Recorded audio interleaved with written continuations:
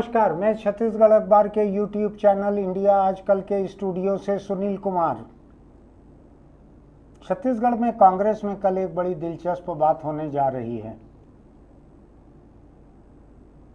कांग्रेस अध्यक्ष ने एक फैक्ट फाइंडिंग कमेटी बनाई है उन राज्यों के लिए जिन राज्यों में कांग्रेस तबाह हो गई है या भारी नुकसान जिसको झेलना पड़ा है आम चुनाव में, लोकसभा चुनाव में। वहां के लिए कांग्रेस ने फैक्ट फाइंडिंग कमेटी, सत्य शोधन समितियां बनाई हैं। फैक्ट फाइंडिंग कमेटी नाम ऐसा लगता है जैसा आएंगे कुदाली से खोदते चले जाएंगे, इतने गहरे तक खोदेंगे जब तक कि फैक्ट न निकल आए कि कांग्रेस की ऐसी शर्मनाक हार क्यों हुई है। पता नहीं इसको कांग्रेस शर्मनाक हार मानती है कि नहीं मानती है। जब देश में कांग्रेस जो है तकरीबन 2 गुना सीटें कर चुकी है अपनी लोकसभा के चुनाव में, तकरीबन 2 गुना। वहां पर छत्तीसगढ़ में 2 से 1 रह गई है सीट, मध्य प्रदेश में 0, ओडिशा में बुरा हाल, 21 में से शायद 1 सीट है ओडिशा में। दिल्ली, उत्तराखंड, हिमाचल प्रदेश, यहाँ भी बुरा हाल। कर्नाटक में भी खासा नुकसान हुआ है कांग्रेस को, जबकि वहाँ पर कांग्रेस की सरकार अभी कुछ महीने पहले आई है, राज्य सरकार उसकी। तेलंगाना, जहाँ कांग्रेस की राज्य सरकार है, वहाँ भी नुकसान हुआ है। जहाँ जहाँ कांग्रेस को बड़ा नुकसान हुआ है वहाँ के लिए 1, 2, 3, 4, 5, 6, 7, 8 राज्यों के लिए कमेटियाँ बनी हैं, फैक्ट फाइंडिंग कमेटी। दिलचस्प बात यह है इसमें कि जो 3 राज्य हैं, दिल्ली, उत्तराखंड, हिमाचल, छोटे हैं, बहुत बड़े नहीं हैं। इन तीनों के लिए एक ही कमेटी बनाई गई है जिसमें PL पुनिया, जो कि छत्तीसगढ़ के प्रभारी रहे हैं कई साल तक, वो हैं PL पुनिया, और एक रजनी पाटिल, महाराष्ट्र की नेता हैं कांग्रेस की, रजनी पाटिल। ये 2 लोग बनाए गए हैं इन 3 राज्यों के लिए। लेकिन छत्तीसगढ़, जिसकी हम आज खास चर्चा करने यहाँ मौजूद हैं, उसके लिए वीरप्पा मोइली और हरीश चौधरी, ये 2 नाम हैं। ये 2 नाम कौन है मैं भी जानना चाहूँगा। मेरे साथ हमारे अखबार के राजनीतिक विश्लेषक और हर चुनाव चर्चा में आपके सामने जो मौजूद रहते हैं, शशांक तिवारी भी मौजूद हैं। शशांक जी, कल ये कमेटी आ रही है जी, वीरप्पा मोइली और हरीश चौधरी, जी, दोनों लोग आ रहे हैं। जी, 2 ही आ रहे हैं। तो ये यहाँ पे छत्तीसगढ़ में क्या 1 से ज़्यादा जगह जाएंगे ये? जी, इनका 3 प्रोग्राम पहले ये था कि सभी पांचों संभागीय मुख्यालयों में जाएंगे। हाँ, लेकिन जो कार्यक्रम जारी हुआ उसमें 3 ही जगह जा रहे हैं। हाँ, एक तो रायपुर आए रहेंगे ही, हाँ, बिलासपुर जा रहे हैं, हाँ, और कांकेर जाएंगे। तो कुल तो 11 ही सीटें हैं। जी, 11 ही कैंडिडेट थे, जी, उसमें से 10 हारे हैं। जी, ज्योत्सना महंत अकेले जीती हैं, जो कि दिल्ली में है, लोकसभा जी, का सत्र चल रहा है, जी, तो वो तो यहाँ शायद नहीं रहेंगी, मेरा जी, ख्याल है। जी, लेकिन डॉक्टर चरणदास महंत, जो कि नेता प्रतिपक्ष हैं, जी, जो कोरबा से जीती हुई सीट के चुनाव संचालक थे, जी, और जो डॉक्टर ज्योत्सना महंत के पति भी हैं, जी, वो शायद यहाँ पर रहेंगे। नेता प्रतिपक्ष भी हैं, इस नाते भी वो रहेंगे। जी, तो हो सकता है कोरबा की कुछ जानकारी जी, इस कमेटी को उनसे भी मिले, जी, क्योंकि औपचारिक चुनाव संचालक भी थे ये जी, कोरबा के। जी, अब मुझको ये बतलाइए, जी, 11 सीटों के जीत हार का हिसाब देखने के लिए जी, 10 में हारी है कांग्रेस, जी, पिछले चुनाव में 9 में हारी थी, जी, 2 सीटें थी कांग्रेस के पास, बिल्कुल, जिसमें से एक दीपक बैज की बस्तर की सीट थी। दीपक बैज प्रदेश कांग्रेस के अध्यक्ष हैं आज। जी, लेकिन इस बार दीपक बैज कैंडिडेट नहीं थे लोकसभा में, जी, सांसद थे, लेकिन कैंडिडेट उनको नहीं बनाया गया दोबारा, जो भी वजह रही हो। जी, वहां से कवासी लखमा, जी, जो कि भूपेश बघेल के सरकार में 5 साल तक आबकारी मंत्री थे। ऐसा वो दिखाते भी थे पब्लिकली, जी, कोई जी, उसमें वो नहीं है, जी, ऐसे मंत्री थे और उद्योग मिनिस्टर थे। जी, लोगों का कहना है कि इन दोनों विभागों से उनका कुछ खास लेना देना नहीं था, जी, उनको रखा भर गया था। विधानसभा में कोई मेरे को बतला रहा था कि इनका जवाब मोहम्मद अकबर देते थे। ज़्यादातर जवाब मोहम्मद अकबर ही देते थे। ऐसा, जी, यानी मोहम्मद अकबर आबकारी और उद्योग विभाग के संसदीय सचिव का काम भी कर रहे थे। एक तरह से ऐसा कहा जा सकता है। ऐसा पहली बार ऐसा हुआ है कि मंत्री भी मौजूद हैं, हाँ, और उनका जवाब कोई दूसरा मंत्री दे रहा है। हाँ। ये ऐसा होता है। लेकिन मैं उसको बहुत बुरा नहीं मानता, जी। क्योंकि कवासी लखमा बड़े लोकप्रिय नेता हैं, जी। चुनाव लड़ने में कामयाब रहे, आदिवासी समाज से आते हैं, जी। जिस पृष्ठभूमि से वो आते हैं, कम पढ़े लिखे हैं, जी। लेकिन बहुत ही जानकार और समझ वाले नेता हैं। जी। खैर, अभी अपन लौटते हैं कि ये जो 11 सीटों का चुनाव हुआ, जी। इस पे ये कमेटी कल से आएगी, 3 संभागीय मुख्यालयों में जाएगी, जी।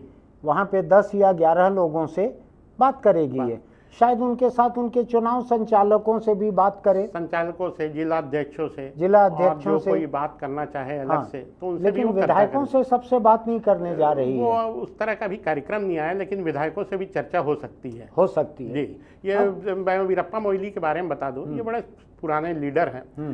ये कर्नाटक के मुख्यमंत्री रहे हैं। हाँ। मनमोहन सिंह सरकार में विधि मंत्री थे, संगठन के अलग अलग पदों में, महत्वपूर्ण पदों में रहे हैं। और दूसरा नाम है हरीश चौधरी, हाँ। जो राजस्थान से आए हैं, राजस्थान के हैं और वहाँ मंत्री रहे हैं, संगठन के आदमी हैं। और ये दोनों आ जरूर हैं, और आज तो सिर्फ लोकसभा चुनाव को लेके हैं। जो भी समीक्षा हो रही है वो सिर्फ लोकसभा चुनाव के लिए। लेकिन कुछ लोग बात अब लोकसभा तक ही सीमित नहीं रहेगी, उसकी जड़ें विधानसभा से जुड़ी हुई है।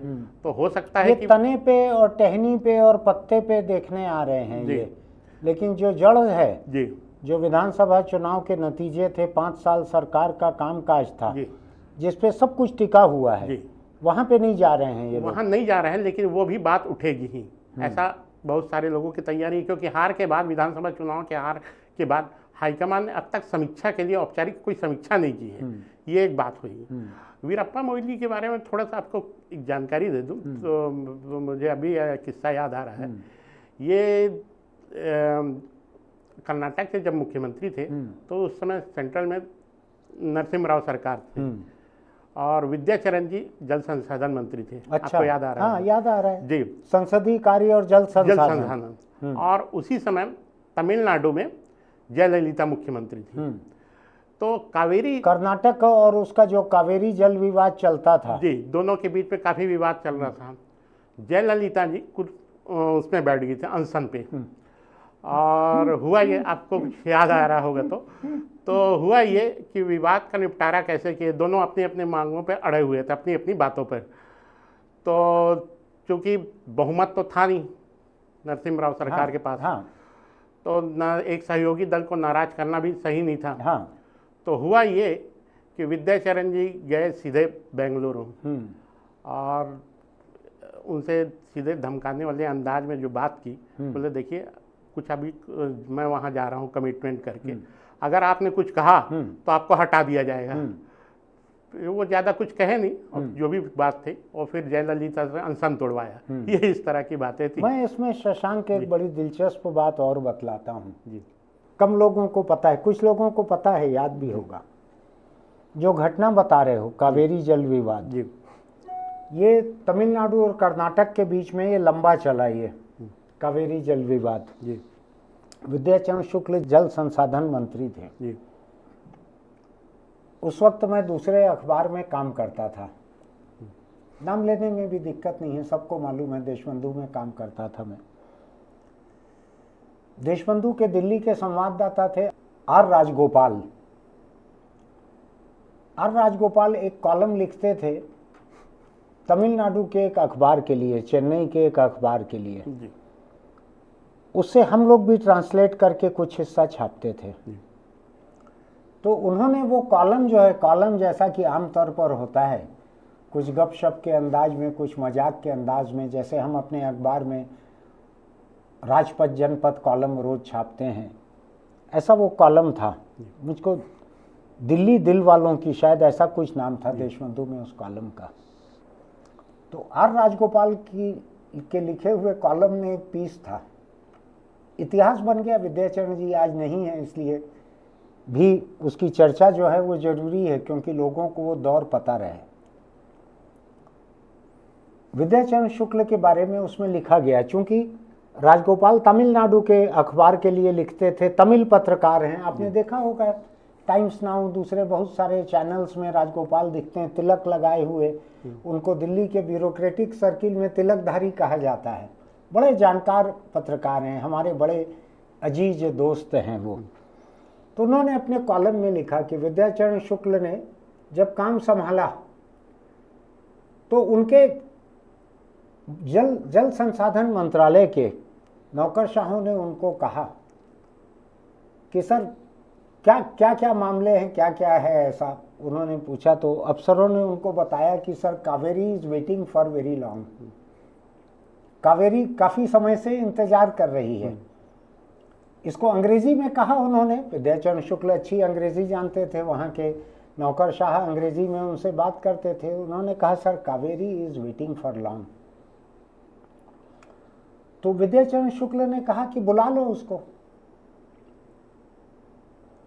तो वो जिस अखबार में मैं काम करता था देशबंधु में, उसमें वो इस अंदाज में छपा कि विद्याचरण कावेरी को लड़की समझ बैठे, महिला समझ बैठे, और कहा कि बुला लो उसको जी। तो ये बात एक मासूम हो सकती है, कोई भी महिला इंतजार कर रही है, बुला लो उसको। कोई भी कहेगा मैं मेरे ऑफिस में बैठे रहूँगा, मुझको मेरे ऑफिस की पियून आकर कहेगी कि आपसे मिलने के लिए, या कावेरी इंतजार कर रही है काफ़ी देर से, तो मैं कहूँगा बुला लो उसको। तो विद्याचरण ने अपने ब्यूरोक्रेट्स को कहा बुला लो उसको, कॉल हर। तो ये गॉसिप कॉलम में राजगोपाल ने ये लिखा था कि विद्याचरण कावेरी को लड़की समझ बैठे और कहा कि बुला लो उसको। ये छप गया। छपने के बाद एक अजीब सा सन्नाटा छा गया छत्तीसगढ़ में। विद्याचरण शुक्ल बहुत बड़े नेता थे छत्तीसगढ़ के, और नरसिंह राव सरकार में वो कैबिनेट मिनिस्टर थे, जल संसाधन मंत्री, संसदीय कार्य मंत्री, बहुत ताकतवर थे वो उस समय। विद्याचरण शुक्ल इमरजेंसी के बाद पहली बार इतने ताकतवर बने थे केंद्र सरकार में, बहुत ताकतवर थे। काटो तो खून नहीं अगले दिन हमारे अखबार में। किसकी गलती थी, क्या हुआ उस पर अभी मैं नहीं जानता, लेकिन मैं संपादक मैं था, तो मेरी ही गलती थी। अब उसके बाद हंगामा मचा। अब उसकी क्या गलती, हम उसका क्या भूल सुधार छापें, क्या हो सकता है, क्या खेद व्यक्त करें। तब तक मुझको विद्याचरण शुक्ल के कैंप से ये खबर लगी कि विद्याचरण शुक्ल ने इसको अपने चाल चलन पर हमला माना है, और वो इस बात को मानने को तैयार नहीं है कि दिल्ली के किसी पत्रकार ने ऐसा लिखा। हालांकि वो आर राजगोपाल नाम से छपता था वो कॉलम, तो वो इसको मानने के लिए तैयार नहीं थे।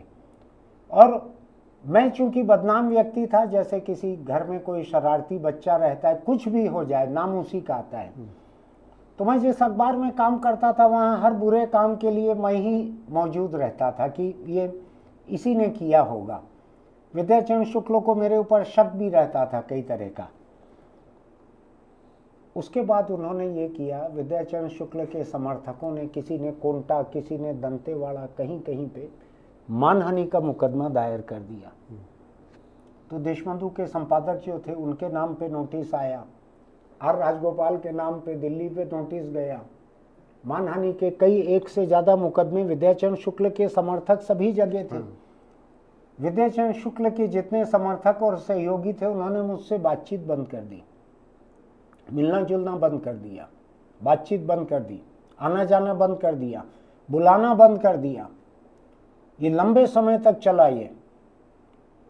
ये तनाव खासा लंबा खींचा, कोर्ट कचहरी मुकदमा, मानहानि का मुकदमा खासा लंबा चला। अब मुझको पता नहीं था कि तुम यहाँ कावेरी की चर्चा करोगे शशांक, तो मैंने कावेरी सुनते ही मुझको याद आया, विद्याचरण कावेरी को लड़की समझ बैठे, इस तरह का छपा था हमारे अखबार में। आज विद्याचरण जी नहीं है। बाद के वर्षों में, उनके आखिरी के कई वर्षों में मेरे उनके संबंध बड़े सुधर गए थे। कई बार वो मुझको अपने साथ खाना खिलाते थे और मेरी शर्त रहती थी कि कोई तीसरा व्यक्ति मौजूद नहीं रहना चाहिए। तो उनके यहाँ जो किचन से ला के खाना खिलाते थे उनके कर्मचारी, उनके अलावा कोई व्यक्ति वहाँ नहीं रहता था। फिर हम घंटे, 2 घंटे, 3 घंटे उनकी एक संभावित आत्मकथा थी जो लिखना चाहते थे। मैं बार बार जोर देता था कि आपको जल्दी करना चाहिए, जल्दी करना चाहिए। वो बार बार कहते थे ऐसी क्या हड़बड़ी है, अभी हमको कुछ नहीं होने जा रहा है। मेरे संबंध उनसे सुधर गए थे कावेरी के बावजूद। कावेरी को लेके जो भी गलतफहमी हुई थी, उसके बावजूद बरसों लगे, शायद दशकों लगे, आखिरी में सुधरे मेरे संबंध ये राज्य बनने के बाद। अच्छा। लेकिन राज्य बनने तक कई बरस उनसे संबंध बहुत खराब रहे मेरे तरफ से खराब नहीं रहे, वो आहत हुए थे। उनके बारे में छत्तीसगढ़ में कोई ऐसी बात कर नहीं सकते थे, किसी की मजाल नहीं थी। मैं जिस अखबार को एडिट करता था उसमें भी गलती से हुआ था, ये गलती से लाइन चली गई थी, मैं ही जिम्मेदार था उसके लिए। तो कावेरी से मुझको ये याद आया, कावेरी जल विवाद कर्नाटक तमिलनाडु के बीच का, जिसको लेके शशांक आप बतला रहे हो। तो शशांक ये था, ये जो वीरप्पा मोइली का कहा आपने, इससे मुझको ये याद आया किस्सा कावेरी से। तो कावेरी बड़ा संवेदनशील मुद्दा था और विद्याचरण शुक्ल अपने जीवन में इमरजेंसी के बाद दूसरी बार ताकतवर हुए थे नरसिम्हा राव की सरकार में। और उस वक्त उनके बारे में छत्तीसगढ़ के अखबार में ऐसा छप जाए जो कि एक किस्म से उनके मिजाज के बारे में एक लांछन जैसा था, तो ये बड़ा अपमानजनक था उनके लिए। और जितने तरह से हम माफ़ी मांग सकते थे, हमने रूबरू अखबार में कई तरह से उनसे क्षमा याचना भी की थी। होना नहीं चाहिए, किसी भी अखबार में ऐसा होना नहीं चाहिए, हो गया था। अंग्रेजी से हिंदी, फिर वो तमिलनाडु के अखबार के लिए लिखा गया था, उनका अलग हिसाब चुकता करना था विद्याचरण से, या जो भी रहा होगा। कावेरी उनके लिए अलग संवेदनशील मुद्दा था। दिल्ली में अंग्रेजी के अखबार नवीसी में खुशवंत सिंह ऐसी कई बातें लिखते थे जो अंग्रेजी के पाठक बर्दाश्त कर लेते थे, हिंदी के पाठक बर्दाश्त नहीं करते थे। मैंने खुशवंत सिंह के कॉलम से लेके एक आध बार अंग्रेजी से एक लतीफ़े को हिंदी में ट्रांसलेट कर दिया और उसको छाप दिया था अखबार में। इतना बवाल हुआ था उसको लेकर। तो मुझको एक चीज़ समझ में आ गई थी कि अंग्रेजी की संवेदनशीलता अलग है, अंग्रेजी के पाठक जो हैं उनका बर्दाश्त थोड़ा अलग है, और खुशवंत सिंह के नाम पे कई चीज़ें खप जाती है। मैं छोटे शहर का छोटा पत्रकार था उस समय, तो मेरे नाम पे चीज़ें नहीं खप रही थी। तो आप वीरप्पा मोइली के बारे में बतला रहे थे कि वीरप्पा मोइली को विद्याचरण शुक्ल ने जाकर थोड़ा कहा था कि मैं जा रहा हूँ जयललिता से बात करने के लिए, मैं वहाँ कुछ कमिट करके आऊँगा, तो आप ज़्यादा उसमें 3-5 मत करना, वरना आपको हटाने की नौबत आ जाएगी। विद्याचरण शुक्ल के तेवर ऐसे ही रहते थे। तो वो मोइली यहाँ विद्याचरण शुक्ल के छत्तीसगढ़ में आ रहे हैं अभी। अब वैसे बहुत मोइली जी बहुत शालीन आदमी है, ऐसा नहीं है, बहुत शांत व्यक्ति है। लेकिन मैं विद्याचरण की भी बात कर रहा हूँ, आप शालीन अकेले मोइली को कह रहे हो, कुछ ऐसा उनके खिलाफ कुछ है तो नहीं आपके मन में? विद्याचरण जी को लोग जानते भी हैं, उनके तेवर को भी जानते हैं, लेकिन मोइली जी को यहाँ के लोग बहुत कम लोग जानते हैं, जो कांग्रेस के ही लोग जानते हैं। तो मैं इनको बाहर आ रहा था। तो आप विद्याचरण को उनके तेवरों की वजह से कह रहे हो कि वो शालीन में नहीं है ऐसा, और अकेले मोइली को आप शालीन कह रहे हो? नहीं, शालीन में नहीं है, मतलब उनके मिजाज के बारे में मैं बताना चाहता था कि थोड़ा सा। अच्छा जी। तो ये वीरप्पा मोइली जिनको विद्याचरण ने कर्नाटक की राजधानी बेंगलुरु जाकर धमकाया था, वो मोइली अब यहाँ आ रहे हैं फैक्ट फाइंडिंग के लिए। लेकिन इस बार का जो लोकसभा चुनाव रहा 2024 का, इसका वो विद्याचरण से थोड़ी हिसाब चुकता कर पाएंगे? नहीं, अब विद्याचरण जी तो ऐसा ही नहीं है। अब मैं इस पर दूसरी चीज़ें बात करना चाह रहा हूँ। वीरप्पा मोइली जी और ये जो बड़े नेता हैं दोनों हैं, आ रहे हैं, तो एक सीट पिछले लोकसभा से आप देखें 2 से 1 हुई है, और इसके लिए आ रहे हों या वैसे कमेटी तो लोकसभा की समीक्षा के लिए आ रही है, लेकिन मेरा ऐसा अंदाज है कि उसमें विधानसभा चुनाव को लेके भी चर्चा होगी, क्योंकि लोग अपनी बात तो रखेंगे ही। तो ये प्रमुख बातें हैं। अच्छा, जो बातें छन के आ रही हैं। ये बतलाओ आप मुझको, आप आंकड़े वगैरह ज़्यादा जानते हो, आंकड़े ज़्यादा निकालते हो, ये बतलाओ मुझको कि 11 लोकसभा सीटें छत्तीसगढ़ की, अकेली लोकसभा सीट कोरबा ऐसी है जहां से कांग्रेस जीत पाई, 10 सीटें हार गई। पिछले बार भी 9 सीटें हारी थी, इस बार 10 हार गई। बहुत बड़ा फर्क नहीं है, लेकिन एक फर्क ये है कि बीच में 5 साल कांग्रेस की सरकार रही यहाँ पे। भूपेश बघेल की 5 साल की कांग्रेस सरकार के बाद का ये लोकसभा चुनाव था। हालांकि अभी भाजपा सरकार बन चुकी है, तो 5 साल का वो कार्यकाल जो है वो इसमें काम नहीं आया, सीट 2 से 1 हो गई। ऐसे ही हुआ। बिल्कुल। जबकि कांग्रेस ने जिसको कैंडिडेट बनाया था कवासी लखमा को, बस्तर लोकसभा सीट से जो कांग्रेस के पास थी, वो भी रुपए पैसे में सब चीज में आबकारी मंत्री रहने के कारण सक्षम व्यक्ति थे जी, और उन्होंने चुनाव अच्छे से लड़ा भी। जी, जीत नहीं पाई, ये अलग बात है। जी। मैं इसमें से छोटी सी एक बात बताना चाह रहा हूँ। इस बार समीक्षा की एक और वजह है। समीक्षा की एक और वजह यह है कि संसाधनों की कमी के बावजूद महाराष्ट्र और कई राज्यों में प्रदर्शन कांग्रेस का बेहतर रहा है। यहाँ इस बार कांग्रेस हाईकमान का मानना है इस बार कोई लहर नहीं थी, जैसे 2019 में थी, 2014 छत्तीसगढ़ में लहर नहीं थी कि देश भर में, वैसी देश भर की बात बता रहा हूं, वैसी लहर नहीं थी। उल्टे कई उल्टे संविधान बचाओ जो कांग्रेस ने मुहिम छेड़ी थी, उसको पक्ष में एक तरह से एससी वोटर बिल्कुल वो कांग्रेस के फेवर में दिखे। मुझको दीपक बैज ने एसटी वोटर्स का भी कहा था कि एससी और एसटी दोनों। मैं महाराष्ट्र की तरफ भी जा रहा था, इसलिए मैं बता रहा हूँ कि एससी और एसटी जो परंपरागत वोट है, जो बसपा की तरफ चले गए थे, मैं छत्तीसगढ़ की बात करूँ तो एससी वोटर, तो वो भी सड़क के कांग्रेस की तरफ आए। तो यहाँ कांग्रेस हाईकमान को 5 सीटों की उम्मीद थी, 4 से 5 सीट। मुझको कहते थे वो लोग कि ये 4, ये 5, ये 6, इसके ऊपर हमारी बेहतर स्थिति है।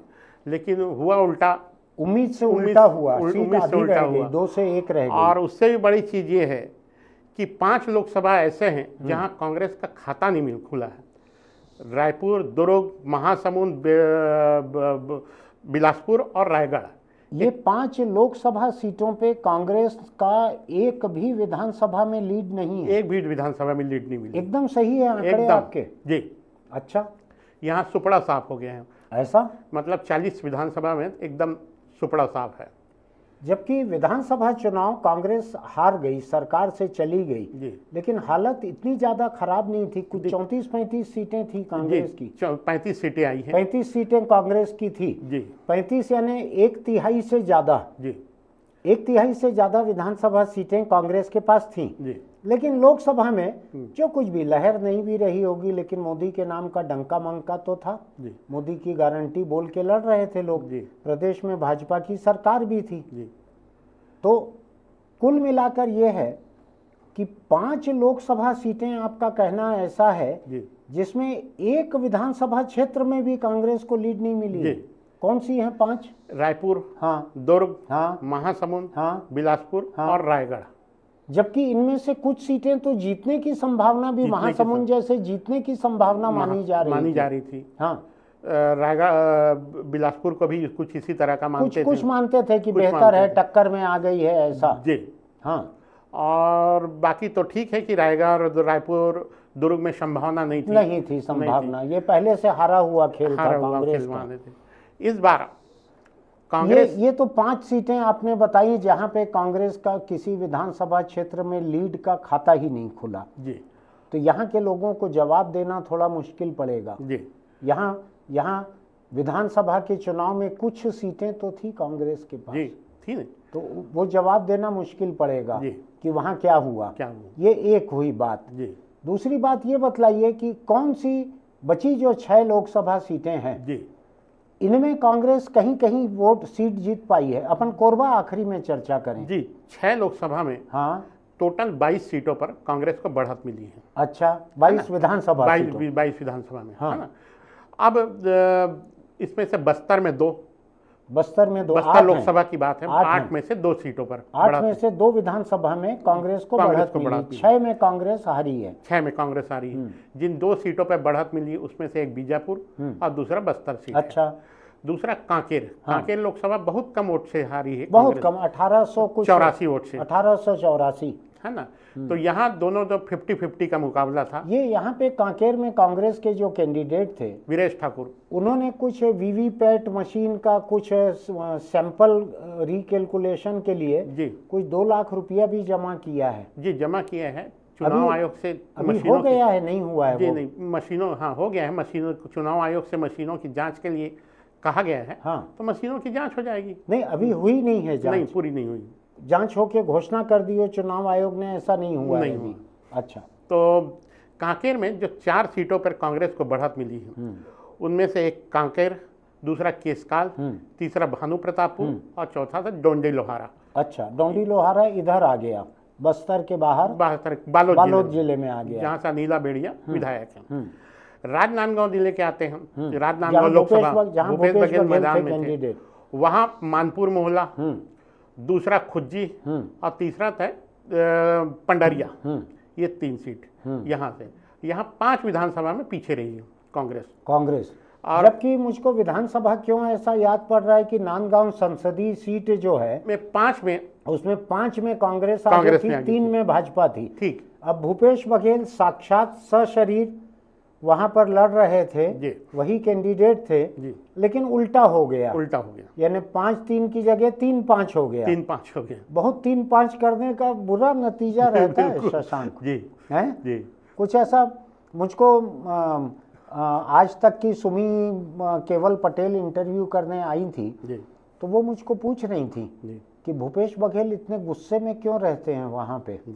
नांदगांव में जब कैंडिडेट थे, चुनाव लड़ रहे थे, रिजल्ट आने के पहले ही पूछ रही थी मुझको वो कि भूपेश बघेल इतने गुस्से में क्यों रहते हैं। आपने पता नहीं वो इंटरव्यू देखा था कि नहीं उनका, आज तक ने उसको डाला था। अच्छा, जांजगीर लोकसभा 8 सीट पे कांग्रेस जीती थी विधानसभा, नामो निशान मिट गया था भाजपा का। पूरा इलाके के एक भी तालाब में एक भी कमल नहीं खिला था। हाँ, इस बार 3 विधानसभा में कांग्रेस बढ़त ले पाई है, मतलब 5 में हारी है, 3 में बढ़त है।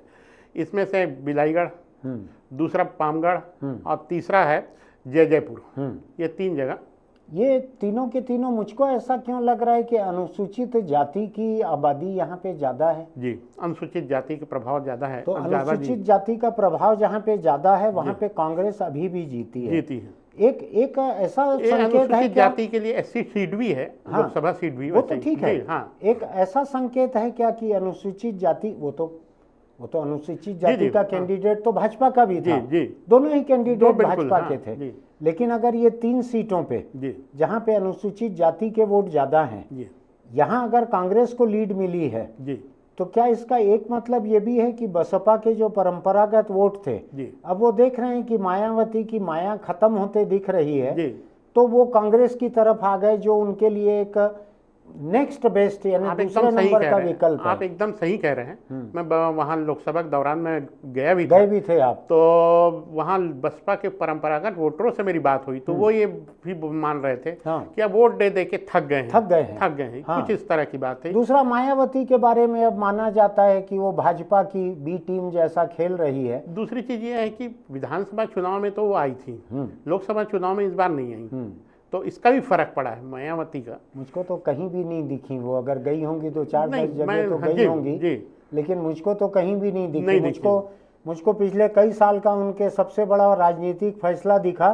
पहले उन्होंने अपने भतीजे को अपरिपक्व कहते हुए वारिस से हटा दिया, ऐसे ही था ना कि जो बसपा सुप्रीमो कहलाती हैं वो, तो अपने बाद उन्होंने अपने भतीजे को वारिस बनाया था।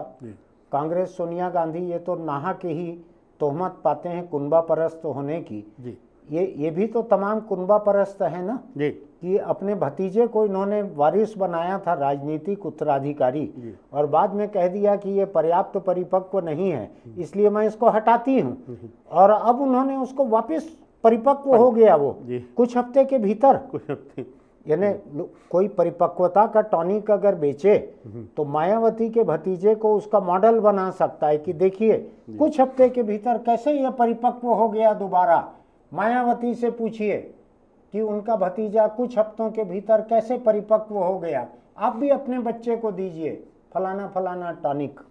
जैसा टीवी चैनलों में एक बाबा दिखता है ना मुझको आयुर्वेदिक दवाइयों के दावे करते हुए, तो ऐसा परिपक्वता का टॉनिक कोई बेच। तो मायावती का सबसे बड़ा फैसला पिछले 5, 7, 10 सालों का मुझको यही दिख रहा है, अपने भतीजे को पहले वारिस बनाना, फिर हटाना और फिर बनाना। इससे बड़ा कोई फैसला उनका दिखा क्या आपको? बिल्कुल नहीं, अभी तो जी। अच्छा, आप थोड़ा मायावती को की आलोचना करने में डर रहे हो शशांक। कोई आपके तिवारी होने के वजह से थोड़ी कोई आपके ऊपर तोहमत करेगा कि आप मायावती। खुल के बोलना चाहिए, आपका तो धंधा है अखबार नवीसी। तो अब आते हैं सरगुजा। सरगुजा में 8 सीट, 8 सीट जो है विधानसभा चुनाव में कांग्रेस हार गई थी जी। भाजपा के पास गई थी जी। नहीं, सभी सीट और सरगुजा पूरा का पूरा सब है 14 सीटें शायद पूरा लोकसभा पूरा सरगुजा संभाग जो है पूरा गायब हो गया था कांग्रेस के नक्शे से। हाथ जो है केवल लोगों के बदन पे रह गया था और कहीं नहीं रह गया था, ऐसे ही था जी। और इस बार लोकसभा में 3 सीटों पर कांग्रेस को बढ़त मिली है। सीतापुर, सामरी और प्रतापपुर। ये कौन से लोकसभा सीट में है? सरगुजा लोकसभा की बात कर रहा हूं। ये सरगुजा लोकसभा में है जी। अच्छा जी। अब आपको बता दूं, ये शशि सिंह, जैसे पहले भी हम चर्चा कर चुके हैं, तुलेश्वर सिंह दिवंगत पूर्व मंत्री हैं। हाँ, उनकी बेटी है। हाँ, बहुत अच्छा चुनाव लड़ी है। हाँ। और मैं ये मानता हूं कि अगर मुझको ऐसा लगता है कि मेरी भी उम्र बढ़ते चल रही है, जब कभी सरगुजा कैंडिडेट की बात आती है मुझको शशि सिंह नाम ही याद नहीं आता, मुझको नाम याद आता है तुलेश्वर सिंह की बेटी जी। क्योंकि तुलेश्वर के साथ हमारी मुलाकात थी। यानी मुझको इससे याद आता है श्यामाचरण जब बुजुर्ग हो गए थे, उनसे कोई भी आके मिले, राजीव के, महासमुंद के, रायपुर के, कहीं के भी कोई आके मिले तो अपना नाम बताए तो पूछते थे, अच्छा तुम उसके पोते हो क्या, अच्छा तुम उसके बेटे हो क्या। वो किसी व्यक्ति को उसके नाम से नहीं जानते थे, वो उसके बाप या दादा के नाम से ही जानते थे। श्यामाचरण जी एक बार आपको याद होगा कांग्रेस में वापस आए। हाँ। 10 साल बाद मुख्यमंत्री बने। उसके बाद सरकार चली भी गई। हाँ। और पटवा गवर्नमेंट आई। हाँ। पटवा सरकार जी की। हाँ। और भाजपा गवर्नमेंट पे एक आपको याद होगा पंचायत चुनाव हुए थे। हाँ। दलीय आधार पे कराने का फैसला हुआ। हाँ। था तो दलीय आधार पे फैसला हुआ था तो कुछ टिकट विकेट की बात आ रही थी, तो फलाने को टिकट दो, वैसे फलाने साहू को। तो पता चला कि वो गुजर चुके हैं, तो उसके बेटे को दो, ऐसे तो पता चला वो भाजपा में चले गए। ये स्थिति थी। श्यामाचरण जी एक बार याद आ रहा है कि बंसीलाल लहरे, मतलब उनकी टिकट कट गई और पुराने देवचरण भदुकर को टिकट दी गई, पुराने नेता थे। तो उनके बयान आया, बोले आपकी टिकट गई, बोले हाँ श्यामाचरण जी ने कब्र खोद के लोगों को टिकट दिलवाया है। ये इस तरह की बातें थी श्यामाचरण जी। तो मुझको भी लग रहा है, मैं जब सरगुजा कांग्रेस कैंडिडेट की नाम याद करने की कोशिश करता हूँ तो मुझको तुलेश्वर की बेटी ऐसे याद पड़ता है। खैर आप बतला रहे थे उनके बारे में। ये बहुत अच्छा चुनाव लड़ी है और अगर कांग्रेसियों ने वहाँ साथ दिया होता तो मैं ये मानता हूँ कि वो चुनाव जीत भी सकती थी। ऐसा अब आपको इसका उदाहरण बता रहा हूँ। सीतापुर से प्रतिनिधित्व तो करते थे ये सीट अमरजीत भगत, वो प्रचार में नहीं रहे। पारिवारिक कारणों से टीएस सिंहदेव नहीं रहे। और कांग्रेस के एक और नेता, उन्होंने बीच चुनाव में इनके लिए मुसीबत खड़ा किया था, वो थे गजराज पगारिया। हाँ। जमीन कोई रिपोर्ट लिखा दी थी गजराज पगारिया ने, जमीन के एक पुराने मामले को लेके वो गए और थाने में शिकायत की। हाँ। और ये आरोप लगा दिए कि ये आरोप मढ़ा।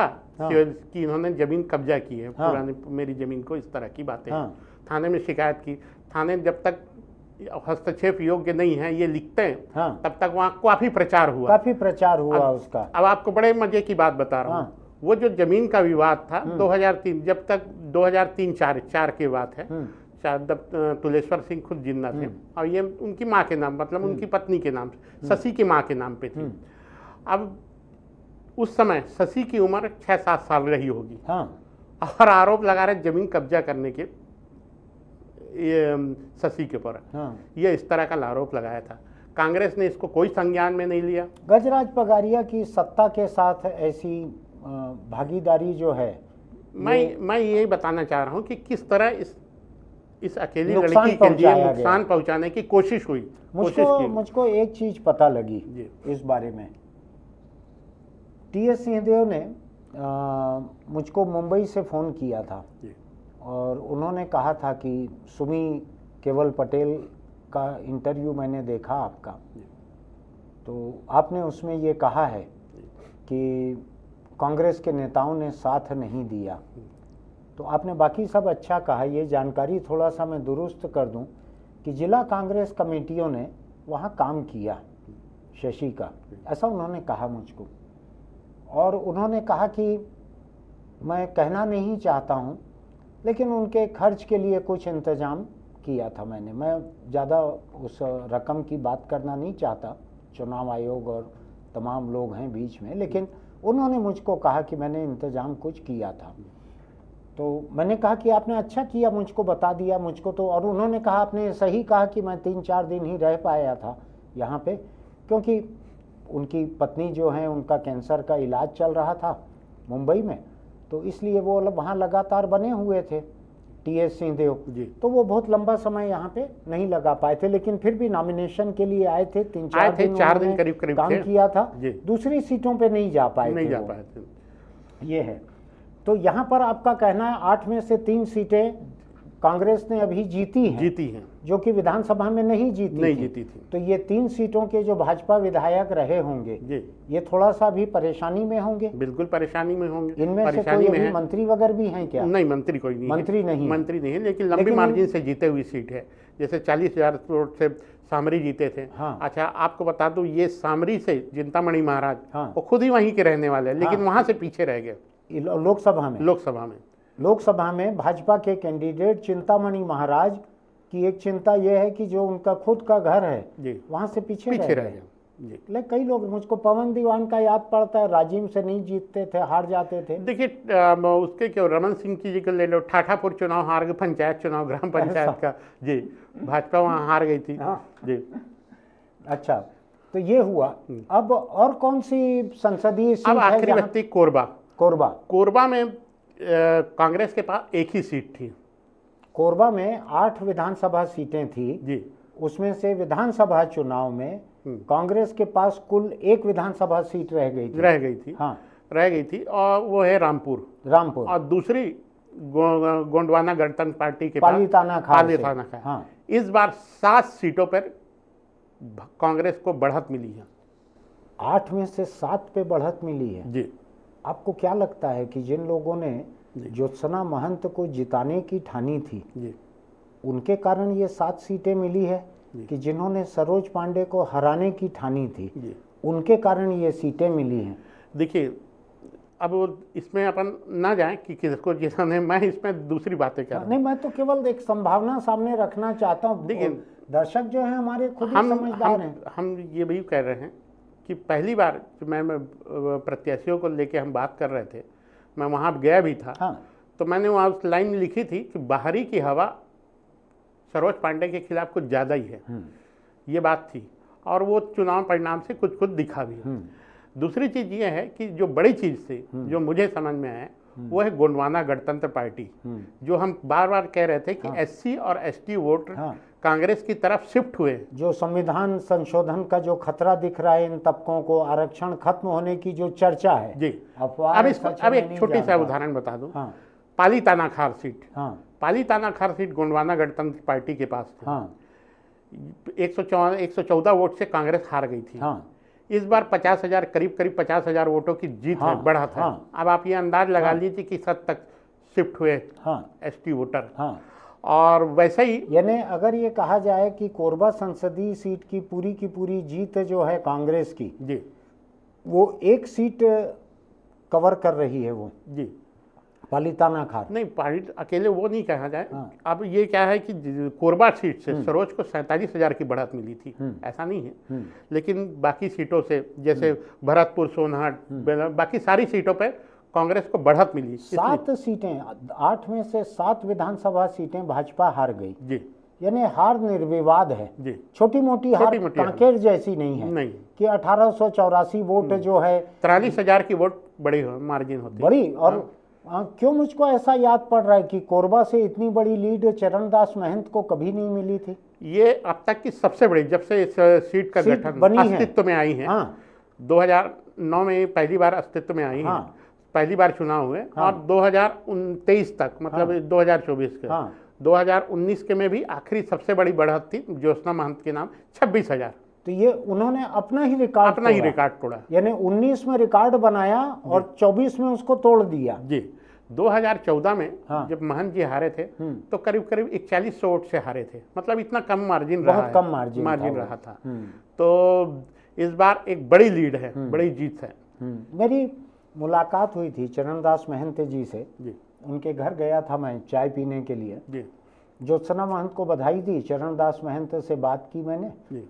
और ज्योत्सना महंत को कहा कि आपने तो महंत जी के सारे रिकॉर्ड तोड़ दिए, इनको कभी इतनी लीड मिली थी क्या आज तक। जी तो उन्होंने हाथ जोड़ लिए कि शायद मन में कह रही होंगी आप तो झगड़ा करवा दोगे घर में, ऐसा इस तरह का जी उन्होंने कहा था, यानी मन में कहा था, चेहरे पे दिख रहा था जी कि क्यों परेशानी खड़ी कर रहे हो आप, जीत हार जो होना है हो गई है वो। जी। तो ज्योत्सना महंत की जीत जो है ये एक किस्म से रिकॉर्ड तोड़ जीत है। रिकॉर्ड तोड़ जीत कहा जाए। 8 में से 7 विधानसभा सीटों पर जीत, जी आज तक की सबसे बड़ी जीत। सबसे बड़ी जीत। और इस चुनाव की अकेली जीत छत्तीसगढ़ की कांग्रेस की, जी यानी कई रिकॉर्ड उन्होंने तोड़े। 19 का अपना रिकॉर्ड तोड़ा, जी उन्होंने 8 में से 7 विधानसभा सीटें जीतने का एक अलग रिकॉर्ड बनाया। जी और अकेली सांसद बनी है, महिला अकेली सांसद सांसद, यहाँ बनी है। सांसद ही अकेली बनी है। जी और मध्य प्रदेश की 29 सीटों में कोई कांग्रेस का नाम लेवा नहीं बचा नाम है। लेवा नहीं है। दिग्विजय और कमलनाथ के पास केवल अपने हाथ रह गए हैं जी और कुछ नहीं रह गया है उनके बिल्कुल। पास, ऐसे ही है। जी अब मैं टोटल अपन देखें तो 68 सीटों पर हाँ भाजपा को बढ़त मिली, जहां उनकी 54 सीटें हैं हाँ थे। अगर बृजमोहन को भी अभी गिने तो हाँ। 54 सीटें थी हाँ और 68 सीटों पर लोकसभा चुनाव में बढ़त मिली। बढ़त मिली। कांग्रेस को के पास 35 यानी सीटें। कांग्रेस को, बीजेपी को विधानसभा चुनाव में टोटल जो सीटें मिली थी जी उससे ज्यादा सीटें मिली है। जी ज्यादा अभी सीटें, उससे बढ़त। ज्यादा विधानसभा सीटों पे बढ़त है उसकी जी। बीजेपी की। जी तो बीजेपी ने गेन किया है गेन विधानसभा से लोकसभा तक। गेन किया है। हाँ और कांग्रेस को हम्म 22 सीट पर ही बढ़त मिली है। हाँ, जी यानी अब- एक तो बीजेपी ने 9 से 10 कर ली अपनी सीटें। जी तो ये मुख्यमंत्री विष्णुदेव साय के नाम पे ये भी लिखाएगा। जी कई लोग इस ताक में थे जी कि 3 4 5 सीटें अगर हो जाए जी कांग्रेस की यहाँ से, जी। जिसके कि आसार कई लोगों को दिख रहे थे, तो हो सकता है कि राज्य में लीडरशिप चेंज हो जाए। जी ऐसे लोग अभी उदास हो गए हैं, मैं देख रहा था, जी मुंह छोटा हो गया है उनका। उनको अभी लग रहा है कि वो तो खेल नहीं हो पाया कामयाब। बिल्कुल। अब इसमें से थोड़ा इंटरेस्टिंग बात बता दूं कि 11 सीट जो कि भाजपा विधानसभा चुनाव में जीती थी, हाँ, वहां वो पीछे रह गई। ऐसा संख्या एक अलग बात है, संख्या एक अलग बात है। लेकिन 11 सीटें ऐसी हैं जी विधानसभा में भाजपा की जीती हुई जहां पे वो पीछे रह गई है। पीछे रह गई। इसमें मंत्री भी हैं क्या? मंत्री हैं श्याम बिहारी जायसवाल मनेनगढ़ से। वहां भाजपा लोकसभा में पीछे मंत्री- रह गई है, बिल्कुल। अपनी लीड से पीछे अपनी रह गई लीड। है कि कांग्रेस से पीछे रह गई नहीं, है? कांग्रेस से ही पीछे रहेगी। कांग्रेस से पीछे रह गई जी। है। और कौन सी, और कोई किसी बड़े नेता की मंत्री की सीट है ऐसी? नहीं, मंत्री में अकेले यही हैं। मंत्री में अकेले हैं। जी इसीलिए बार बार उनका नाम चर्चा में आता है जी कि इनके सीट पे कांग्रेस को बढ़त मिल गई है ऐसा। जी। ये सरोज पांडे की संसदीय सीट का संसदीय मामला था, ये कोरबा सीट। कोरबा सीट का। जी अच्छा, सरोज पांडे ने किसी के खिलाफ कुछ कहा भी है क्या पार्टी के भीतर? अभी पार्टी के भीतर देखिए बात तो बहुत सारी हुई है हाँ और कुछ शिकायतें वगैरह भी हुई है, क्योंकि वो पार्टी फोरम में ना बोल के कोर ग्रुप में अपनी बातें रखी हैं और राष्ट्रीय नेत्री हैं। मैं शशांक एक चीज आपसे समझना चाहता हूँ, थोड़ा साफ साफ आप बतलाना, गोलमोल मत करना इसको। जो विधानसभा चुनाव में जो हार हुई कांग्रेस पार्टी की, जी उसमें करीब 1 दर्जन सीटें ऐसी मानी जाती हैं जी जिनके हारने की उम्मीद नहीं थी जी और हार गई कांग्रेस। जी ये कहा जाता है कि कुछ अदृश्य ताकतें, जी सामने एक हाथ का निशान था जी और पीछे एक अदृश्य हाथ था जो हरा रहा था लोगों को, जी जिसमें टी.एस. सिंहदेव को हराया गया, जी ताम्रध्वज को हराया गया, दीपक बैज को हराया गया, शैलेश पांडे को हराया गया, जी। मोहन मरकाम को हराया गया, जी और ऐसे कई लोग। रायपुर में जैसे इनको हराना तो ठीक था, राम सुंदर दास को हराया गया, जी लेकिन आसपास का पूरा जो पंकज शर्मा जिनके हारने की कोई बात नहीं करता था, रायपुर जिले में जी अकेली सीट अगर कोई जीतेंगे तो वो रायपुर ग्रामीण पंकज शर्मा जीतेंगे, ऐसी चर्चा रहती थी। जी वो भी हार गए। वो भी हार गए। तो ऐसा 1 दर्जन सीटें हैं जिनको कोई अदृश्य हाथ ने हराया। तो मोइली जो है जी वो आके उस अदृश्य हाथ को ढूंढेंगे क्या? कोई बैगा गुनिया ढूंढेंगे क्या छत्तीसगढ़ में? देखिए, उम्मीद तो बहुत सारे लोगों को कांग्रेस की उम्मीद है कि कुछ इस तरह का करेंगे, क्योंकि बहुत सीनियर लीडर हैं और जिस समय पार्टी के जैसे भूपेश बघेल सब सांसद रहे होंगे, पहली बार विधायक बने, तब तक ये मुख्यमंत्री बन चुके थे। अच्छा। इतना अनुभव है। मेरा कहने का आशय ये है, मतलब इतने वरिष्ठ हैं, तो वो अब 3 जगह जा रहे हैं, वहाँ ये बात आएगी प्रत्यक्ष अप्रत्यक्ष रूप में, क्योंकि कहीं कुछ बोला नहीं है, लेकिन बोलेंगे ये इस तरह की बातें हैं। दूसरी चीज़ ये है कि विधानसभा चुनाव में हार के बाद यहाँ के कुछ पुराने नेता हैं, वो सत्यनारायण शर्मा जी से मिलने गए। बात ये हुई कि ईवीएम का दोषारोपण किया जाए ईवीएम के कारण, तो उन्होंने बुरी तरह फटकार लगाया।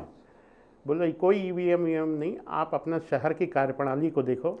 एक के कारण सबने बदनाम हुआ, एक के कारण, इसी वजह से वो उस पर होनी चाहिए। वो बहुत क्लियर आदमी। उनके पास खोने को क्या बचा है? यानी सत्यनारायण जी का बेटा पंकज जो है आज विधायक रहता, अगर ये सोच समझ के ये सीटें बर्बाद नहीं की गई रहती तो जाहिर तौर पे सबको मालूम है राजधानी की सीटें क्यों बर्बाद हुई।